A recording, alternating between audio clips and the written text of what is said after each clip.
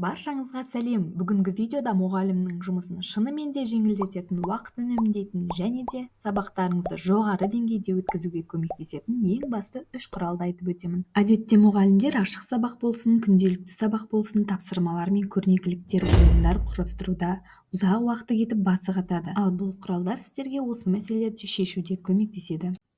Олай болса, видеоны бірге тамашалайық. Бірінші құрал ол бәрімізге белгілі ChatGPT. ChatGPT-ға мен былай жазып көрдім: 4-ші сынып көбейту кездесі тақырыбына жұптық тапсырма құрастырып берші. Нәтижесінде маған оқушының жасына сай және тақырыпқа сай осындай керемет тапсырмалар құрастырып берді. Бұл жерден сіз тек қана тапсырма емес, сабақ жоспарында басқа да мұғалімге қажеттілерді сұрауыңызға болады. Келесі ол көпшілігіміз естіп біліп жүретін, бірақ қолдана білмейтін Canva приложениесі.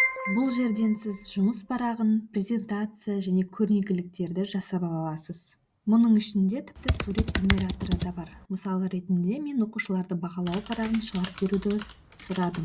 Бағалау парағы смайликтер арқылы.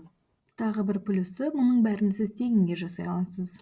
Келесі ең керемет жасанды интеллект құралының бірі бұл Magic School приложениесі.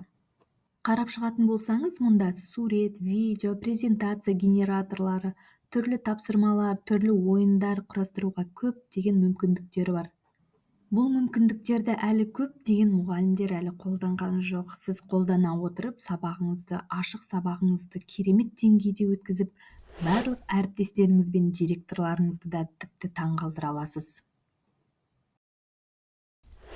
Назарларыңызға рахмет, құрметті ұстаздар. Видео ақпарат пайдалы болды деп ойлаймын. Тағы да басқа қызықты әдіс тәсілдерді менің каналымнан таба аласыз және қарап жүру үшін маған жазылып қойыңыз.